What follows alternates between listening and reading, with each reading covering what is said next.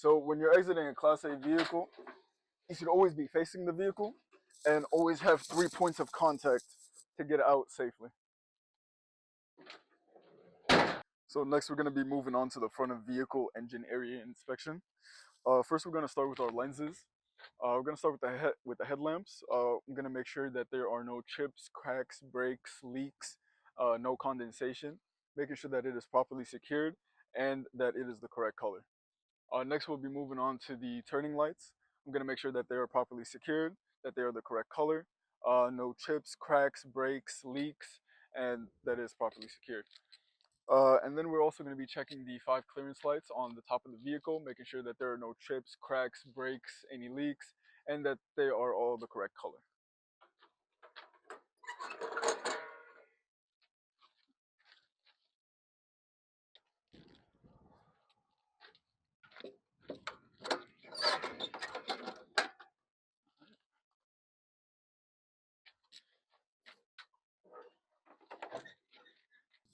Next we'll be checking our fluid levels.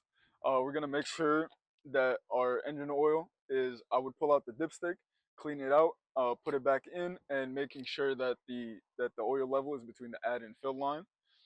Next I'll be moving on to our coolant. I will check the reservoir, making sure that it is properly secured, that the cap is securely on, and I'll be checking the level to make sure it is between the hot and cold level. Next we'll be moving on to our power steering on the other side. Again, I would make sure that the reservoir is properly secured to the vehicle. I would pull out the dipstick, clean it, put it back in, and making sure that the level is between the fill and add line. And then that should be it for the fluid levels. Then we'll be moving on to fluid and air leaks. I'm going to look under the vehicle. I'm going to make sure that there are no visible leaks. And I'll be listening to the engine compartment and making sure that there are no audible air leaks. Next, we're moving on to the steering system. So we're going to start with our steering column here, making sure that it is properly secured, that there's no breaks, bends, or illegal welds. And that is connected to our gearbox. I'm going to make sure that the gearbox is not leaking, that there are no cracks, breaks, no illegal welds, and that is properly secured. And that is connected to the pitman arm with the castle nut and cotter pin, making sure that the castle nut and cotter pin that there is no damage of any kind, no illegal welds or anything like that. Also checking the pitman arm, making sure that it's properly secured, that there are no illegal welds, no breaks, cracks, or any chips. Then that is connected to our drag link, making sure that the drag link is also properly secured, no cracks, chips, breaks, or any illegal welds. And that is connected with the cotter pin and castle nut, also making sure that those are not damaged as well. All right. Next, we're moving on to the steering axle. We're going to be looking at the tire. I'm going to make sure that there are no abrasions, no bulges, no cuts, and I'll be checking the tread depth, making sure that it should be greater than 4/32 of an inch. Then I will also be checking the air pressure with an air pressure gauge. For the tire depth, you want to make sure that you're checking that with a depth gauge as well. And the air pressure should be around 100 psi. And then I'm going to be looking at my rims. I'm going to make sure that my rims are properly secured, that there are no cracks, breaks, no illegal welds, and also be checking my lug nuts. I'm going to make sure that they are all there, that nothing is missing. There should not be any rust trails indicating looseness, and no shiny threads.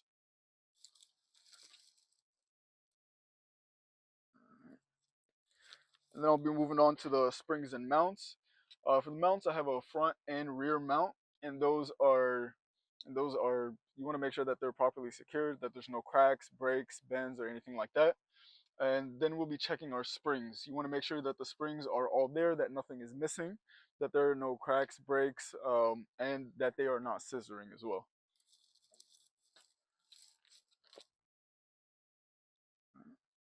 This vehicle is not equipped with airbags, so we'll move on to the shocks, making sure that the shocks are properly secured, that there's no cracks, breaks, bends, any illegal welds, or anything like that.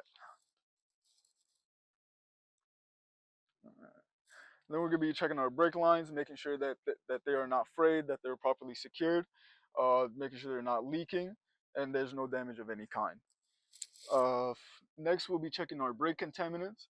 You want to make sure that the brakes are properly secured, that there's no cracks, breaks, bends, no illegal welds. And you also want to make sure that there's no grease or oil or anything that would prohibit you from stopping the vehicle. All right. And now we're going to be checking the side of the vehicle. I'm going to be checking the lenses and reflectors. We have a reflector right here in the front. You want to make sure that it's properly secured, that it's not damaged in any way, and that it is the correct color. Then I'm going to be moving on to the traffic monitoring devices. You want to make sure that these are properly secured, that there's no breaks, bends, cracks, any chips, or anything like that. And then we'll be checking our battery on the other side of the vehicle.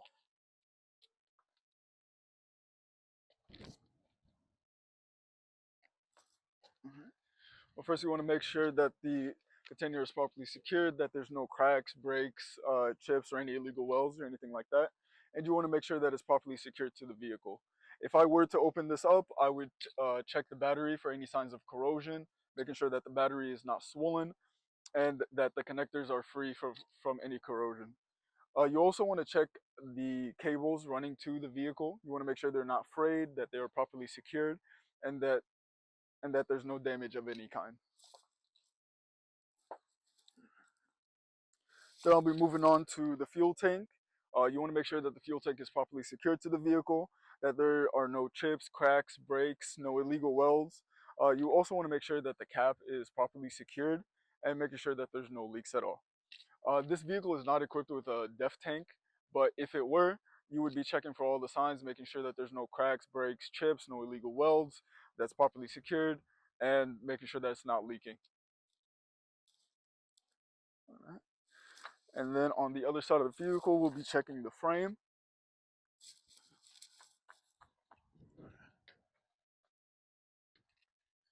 All right, so you want to make sure that the frame of the tractor is properly secured, that there's no cracks, breaks, chips, any illegal welds or anything like that.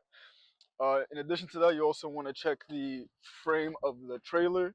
You want to make sure that there is nothing missing, that there's no cracks, breaks, chips, any illegal welds or anything like that, and that everything is properly secured. All right. Then we'll be moving on to our air and electric lines.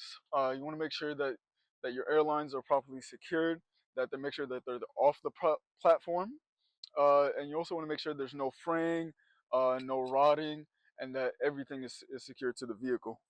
You also want to check your electric line. Also make sure it's the same thing. You want to make sure that it is properly secured off the platform, that there's no signs of corrosion, no signs of fraying or anything like that.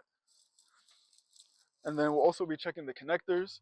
You want to make sure that the connectors are properly secured, that they're not loose, and that there are no signs of corrosion on either end.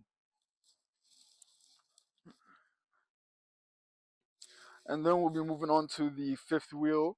The fifth wheel, you want to make sure that there are no cracks, no breaks, no illegal welds, making sure that it's properly secured and that it's properly greased as well. All right.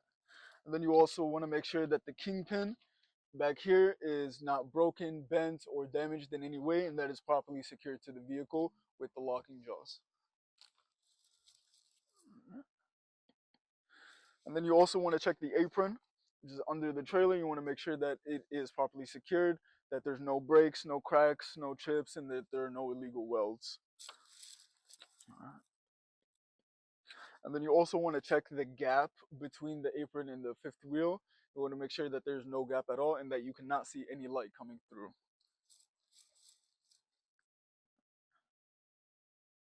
And then you also want to be checking your locking devices. You want to make sure that your drawbar is properly secured, that it's not damaged in any way or bent or anything like that. You also want to make sure that the safety latch on top is working properly. And you also want to make sure that the locking jaws are securely around the kingpin.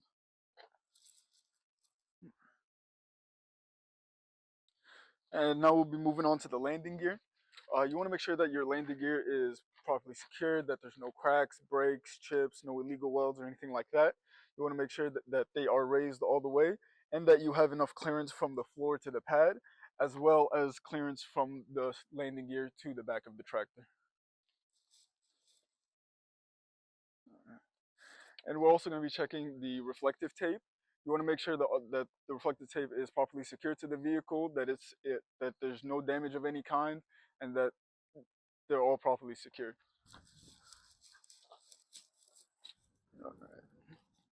Now we'll be moving to the rear of the trailer. You want to make sure your reflective tape on the back is also properly secured, that nothing is missing, and that there's no damage of any kind. You also want to be checking your lenses. You want to make sure that there are no cracks, breaks, chips, there's no leaking, and that they are all the correct color. As well as that, you want to be checking your clearance lights. You want to make sure that they are properly secured, that they're the correct color, and that there's no damage of any kind as well. And that concludes the pre-trip inspection for the outside vehicle.